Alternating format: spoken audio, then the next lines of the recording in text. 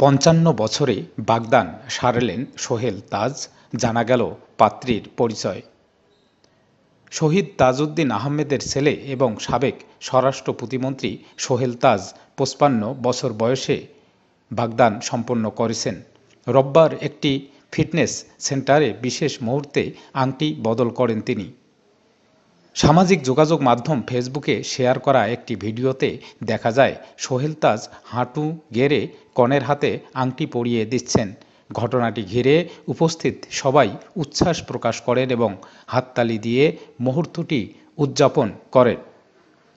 কনে iron girl খ্যাত শিমু সোহেল তাজের ইন্সপায়ার ফিটনেস সেন্টারের ট্রেইনার। ফিটনেস নিয়ে দীর্ঘদিন ধরে কাজ করে আসা সোহেল তাজের জীবনের সঙ্গে এই বিশেষ অধ্যায়ও জড়িয়ে গেল ইন্সপায়ার ফিটনেস সেন্টারের স্মৃতিতে।